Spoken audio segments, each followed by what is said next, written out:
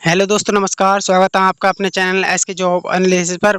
आशा है आप सभी अच्छे होंगे और आपकी तैयारी भी बहुत अच्छी चल रही होगी।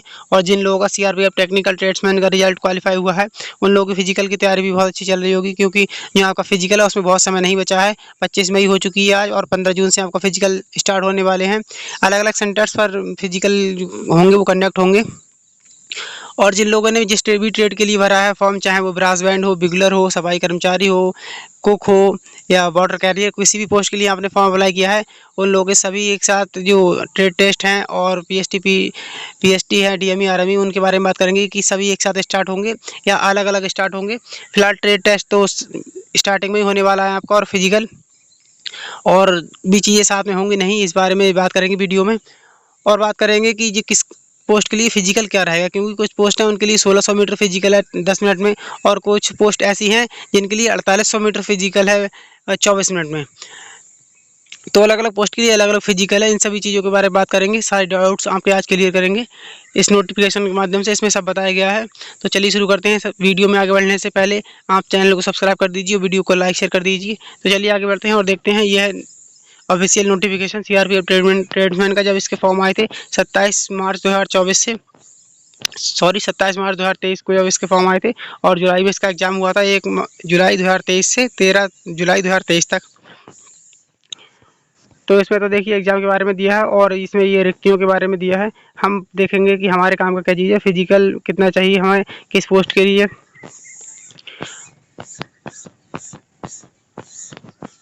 तो चलिए आगे देखते हैं। इसमें जो जो चीज़ हमारे काम की होगी बस हम वही देखेंगे। अब इसमें देखिए शैक्षिक योग्यता दी है इधर। तो ये जब आपने फॉर्म अप्लाई किया होगा तब आपने भरी दी होगी ये सब सारी चीज़ें, आवेदन शुल्क, और ये कंप्यूटर आधारित सीबीटी की जो एग्जाम सेंटर थे उनके बारे में दिया गया है। ये सिलेबस के बारे में दिया गया है। अब देखिए यहाँ से शुरू होता है हमारे काम की चीज़, क्योंकि जो पीएसटी होगा सबसे पहले आपका पीएसटी और ट्रेड टेस्ट होगा। तो आपको उसमें अगर आप पुरुष हैं तो आपकी लंबाई जो है वो 170 सेंटीमीटर होनी चाहिए, और महिला हैं तो आपकी लंबाई 157 सेंटीमीटर होनी चाहिए। अब इसमें लिखा गया है पीएसटी के लिए चुने गए अभ्यर्थियों को बायोमेट्रिक सत्यापन के लिए पीटी ट्रेड परीक्षा से गुजरना होगा। सिपाही तकनीकी ट्रेडमैन पद के लिए शारीरिक मानक इस प्रकार है। तो पुरुष 170 और महिला 157, और कुछ लोगों के लिए अलग अलग छूट भी दी गई है। इसमें इस बारे में बात करेंगे। इसमें बताया गया है कि किस वर्ग के लिए छूट दी गई है। अनुसूचित जनजाति यानी एसटी के लिए अभ्यर्थियों के लिए छूट दी गई है। पुरुष के लिए 162.5 सेंटीमीटर चल जाएगा, और महिला के लिए 150 सेंटीमीटर चल जाएगा। और पूर्वोत्तर राज्यों में सभी अनुसूचित जनजाति यानी पूर्वोत्तर राज्य हैं जो नॉर्थ ईस्ट के, उनमें एसटी के अभ्यर्थी होंगे। उनके लिए पुरुष के लिए 157 सेंटीमीटर हाइट चलेगी, और महिला के लिए 147.5। और वामपंथी उग्रवाद प्रभावित जिलों के सभी एसटी के अभ्यर्थियों के लिए 160 सेंटीमीटर, और महिला के लिए 147.5 सेंटीमीटर। और इसमें आगे दिया गया है कि गढ़वाली, कुमाऊनी, डोगरा, मराठा श्रेणियों के आने वाले अभ्यर्थी और असम, हिमाचल प्रदेश, जम्मू कश्मीर और लद्दाख के राज्यों संघ राज्य क्षेत्रों के अभ्यर्थियों के लिए 165 सेंटीमीटर हाइट रहेगी, और महिलाओं के लिए 155 रहेगी। चलिए आगे देखते हैं। और जो नॉर्थ ईस्ट के राज्य हैं उनमें अरुणाचल, मणिपुर, मेघालय, मिजोरम, नागालैंड, सिक्किम, त्रिपुरा के अभ्यर्थियों के लिए 162.5 मेल के लिए, फीमेल के लिए 152.5। और जो गोरखा प्रादेशिक प्रशासन जीटीए से आने वाले अभ्यर्थियों में दार्जिलिंग जिले के 3 उपसंभाग अर्थात दार्जिलिंग, कालिम्पोंग और कुर्सियांग शामिल हैं। इन जिलों के लिए निम्नलिखित मौजा उपसंभाग शामिल है। तो उनके लिए 157 सेंटीमीटर और 152.5 सेंटीमीटर फीमेल के लिए। तो चलिए आगे देखते हैं। छाती पुरुष अभ्यर्थियों के सीने के माप निम्नलिखित मानक होने चाहिए। बिना फुलाए आपका 80 सेंटीमीटर रहना चाहिए, और फुलाव के साथ 5 सेंटीमीटर बढ़ जाना चाहिए, यानी कि जहाँ फुलाव होगा वो 5 सेंटीमीटर का होना चाहिए आपका। और इसमें अलग अलग कैटेगरी के लिए अलग अलग दी है कि एसटी के अभ्यर्थियों के लिए 76 सेंटीमीटर होना चाहिए, और 5 सेंटीमीटर का फुलाव होना चाहिए। और इसमें गढ़वाली, कुमाऊनी के लिए देख सकते हैं 78.5 फुलाव चाहिए, और पूर्वोत्तर राज्यों के लिए 77.5 चाहिए। और इसमें देखिए आगे बताया गया कि शारीरिक दक्षता परीक्षा पीटी अभ्यर्थियों को निम्नलिखित समय सीमा के भीतर दौड़ उत्तीर्ण करना होगा। अब ये हमारे सबसे मुख्य काम की चीज़ है, क्योंकि इसमें आपका किस पोस्ट के लिए आपने अप्लाई किया है उस पोस्ट का उसी हिसाब से फिजिकली कंडक्ट होना है। जो सिपाही ड्राइवर होगा यानी चालक, उसके लिए 24 मिनट दौड़ रहेगी। 24 मिनट में दौड़ रहेगी 5 किलोमीटर।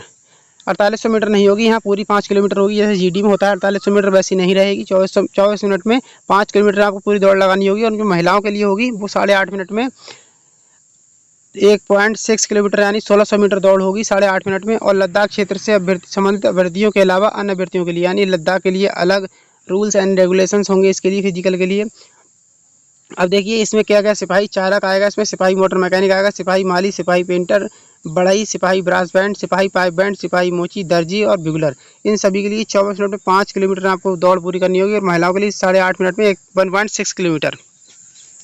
अब आगे देखते हैं सिपाही कुक, जलवाहक, नाई, सिपाही हेयर ड्रेसर, सिपाही धोबी महिला, सिपाही सफाई कर्मचारी और कुक, जलवाहक, नाई, सिपाही, इन सब के लिए 10 मिनट में 1.6 किलोमीटर रहेगी दौड़। और जो आपका यानी 1.6 किलोमीटर यानी 1600 मीटर रहेगी। और जो महिलाएं होंगी उनके लिए 12 मिनट में 1.6 किलोमीटर रहेगी, यानी पुरुषों के लिए 10 मिनट में और महिलाओं के लिए 12 मिनट में। और लद्दाख के लिए अलग छूट दी गई है।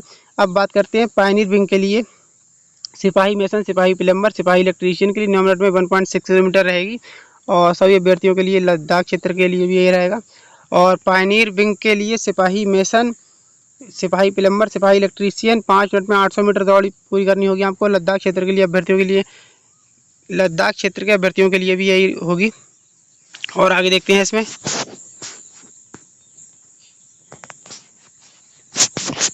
आगे क्या बताया गया। सिपाही तकनीकी ट्रेड्समैन के लिए लद्दाख क्षेत्र के अभ्यर्थियों के लिए रिक्तियाँ उपलब्ध नहीं हैं, यानी कि लद्दाख के लिए जो वैकेंसीज हैं उनके लिए उपलब्ध नहीं है।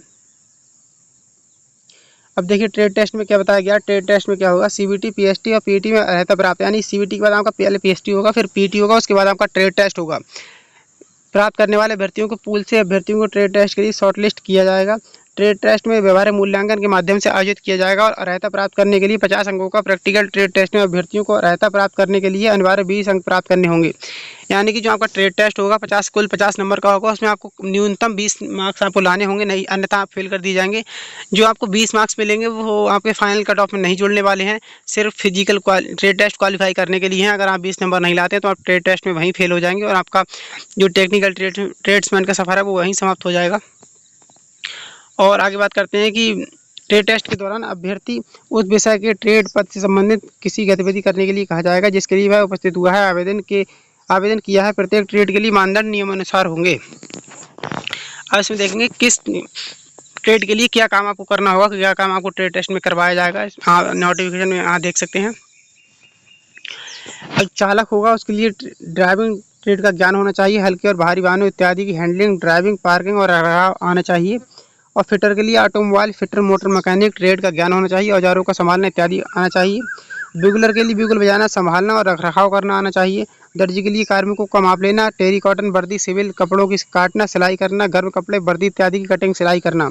और मोची के लिए उसके अपने ट्रेड का ज्ञान होना चाहिए। जूतों की पॉलिश करना, औजारों को संभालना, चमड़े को काटना, जूतों की मरम्मत, सिलाई और नए जूते बनाना, ये सब काम होगा मोची का। और बढ़ई के लिए देखते हैं क्या काम होगा। बढ़ई के लिए जो काम होगा वो होगा औजारों को संभालना, लकड़ी काटना, फिटिंग सामग्रियों को पॉलिश और फिनिशिंग करना, दरवाजे और खिड़कियों की फिटिंग करने की ज्ञान, खिड़कियों को कांच के शीशे लगाने का ज्ञान, लकड़ी के बक्से, रैक और लकड़ी का ट्रस बनाने में सक्षम होना चाहिए। पेंटर देखते हैं, पेंटर के लिए क्या काम होना चाहिए। रंगों, पेंट सेट, साइन बोर्ड की पेंटिंग और ड्राइंग, मोटर वाहन इत्यादि की स्प्रे पेंटिंग का ज्ञान, विभिन्न पेंट्स डिस्टेम्परिंग को मिलाकर कलर स्कीम का ज्ञान, बैनरों और बोर्डों पर साफ अक्षर लिखने में सक्षम, वुड पेंटिंग और सीजीआई शीट पेंटिंग के लिए आवश्यक पेंट की मात्रा का पता लगाने में सक्षम होना चाहिए। और माली के लिए देखते हैं, माली के लिए पौधरोपण का ज्ञान होना चाहिए, पौधों का रखरखाव आना चाहिए, बीज और उनके मौसम का ज्ञान, उर्वरकों और खाद की जानकारी होनी चाहिए। ब्रास बैंड के लिए ब्रास बैंड वाद्य यंत्र बजाने का ज्ञान होना चाहिए। पाइप बैंड के लिए पाइप बैंड वाद्य यंत्र बजाने का ज्ञान होना चाहिए। रसोईया के लिए 100 व्यक्तियों के लिए चपाती और चावल, सब्जी, दाल, सांभर, इडली इत्यादि बनाना, मीट, मछली, अंडा, खीर बनाने का ज्ञान होना चाहिए। जलवाहक के लिए बर्तन धोना, लगभग 100 व्यक्तियों के लिए रोटी बनाने के लिए आटा गूंथना तथा सब्जी इत्यादि काटना, ये आपका रहेगा। जलवाहक बोलते हैं वाटर कैरियर के लिए, तो वाटर कैरियर के लिए ये सब रहेगा। और नाई हेयर ड्रेसर के लिए महिलाओं के लिए, नाई के लिए औजारों को संभालना, पुरुषों के बाल काटना और सेविंग करना तथा हेयर ड्रेसर महिला के लिए औजारों को चलाने, महिलाओं के बाल काटने की जानकारी होनी चाहिए। धोबी पुरुष महिला दोनों के लिए कपड़ों की धुलाई, खाकी सूती वर्दी, ऊनी और टेरिकॉटन वर्दी की स्त्री। सफाई कर्मचारी के लिए फर्श, खुले क्षेत्र में झाड़ू लगाना, शौचालय, बाथरूम इत्यादि की सफाई करना। मिशन पायनियर विंग के लिए राजगीर का काम आना, यानी आपको जो मकान बनाना है उसका काम आना चाहिए। उपकरणों की हैंडलिंग, सीमेंट का मिश्रण, विशिष्ट निर्माण के लिए दीवार स्तंभ के क्षेत्र की गणना का ज्ञान। प्लम्बर पायनियर विंग के लिए प्लम्बरिंग का कार्य आना चाहिए। उपकरणों का चलान आना चाहिए। भवन की ऊंचाई के अनुसार पानी के दबाव, जीआई और पीवीसी पाइप का उपयोग, कोने में पाइप की फिटिंग, पाइप और नल जोड़ने का ज्ञान होना चाहिए।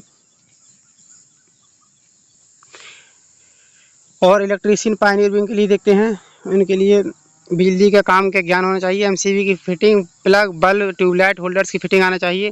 11,000 वोल्ट और 440 वोल्ट की सप्लाई, अर्थिंग पैनल तैयार करना, जनरेटर सेट की फिटिंग, तांबे और एल्युमिनियम तार का प्रयोग आना चाहिए।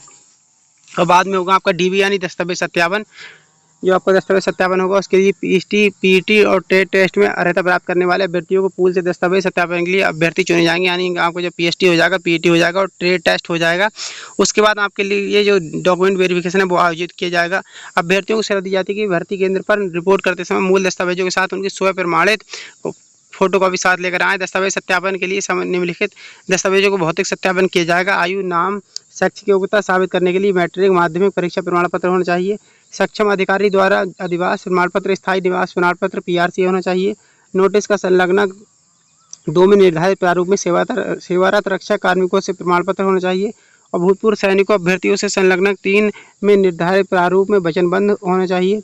आरक्षण आयु में छूट जाने वाले अभ्यर्थियों से नोटिस के संलग्न और संलग्न 6 में निर्धारित प्रारूप में जाति प्रमाण पत्र होना चाहिए। लंबाई सीने की माप में छूट पाने के इच्छुक अभ्यर्थियों को नोटिस में संलग्न 6 में निर्धारित प्रमाण पत्र होना चाहिए। और यहाँ पर दिखाया गया, देखिए, सिपाही चालक पद के लिए आवेदन करने वाले अभ्यर्थी को ड्राइविंग लाइसेंस होना चाहिए। जो ड्राइविंग लाइसेंस है वो HMV होना चाहिए, यानी हैवी मोटर व्हीकल। और सिपाही MMB फिटर पद के लिए आवेदन करने वाले अभ्यर्थियों को ITI प्रमाण पत्र, अनुभव प्रमाण पत्र होना चाहिए। और जो आगे देखते हैं, इसमें आगे बताया गया है,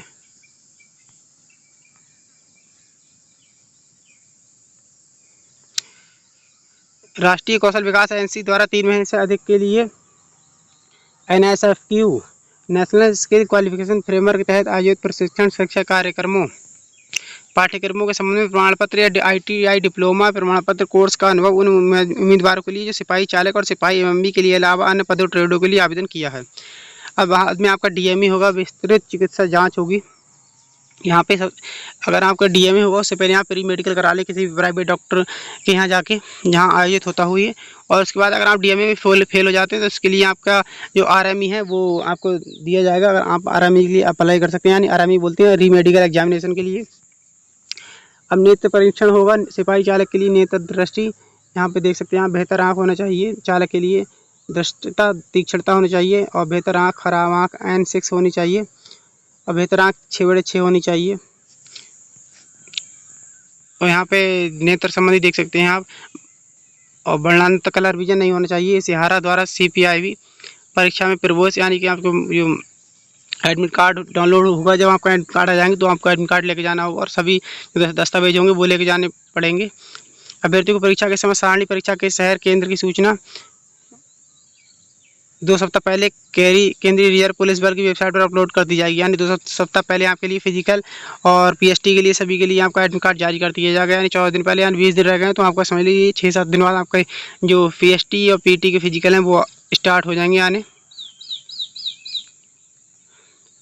और इसमें देखते हैं आगे क्या होगा।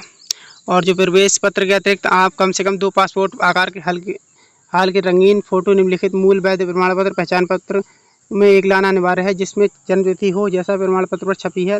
आधार कार्ड होना चाहिए, ये आधार का प्रिंट आउट, मतदाता पहचान पत्र, driving licence, PAN card, passport, नियोक्ता पहचान पत्र, ये सभी चीज़ें अगर आप पास हैं तो ठीक है, नहीं है तो फिर ऐसा नहीं है कि ड्राइविंग लाइसेंस नहीं होगा। अब अगर आपके पास नहीं चालक का भरा है तो ड्राइविंग लाइसेंस अनिवार्य है, नहीं तो ड्राइविंग लाइसेंस अनिवार्य नहीं है। और यहाँ पे जी आरक्षण के बारे में दिया है। तो चलिए, जो हमारे काम की चीज़ थी वो मैंने बता दी है आपको, और बाकी इसमें कुछ भी ऐसा नहीं बचा है जो फिजिकल और मेडिकल से संबंधित बताने को हो, इसमें ये प्रारूप दिया है। तो चलिए दोस्तों, ये थी CRPF टेक्निकल ट्रेड्समैन के बारे में।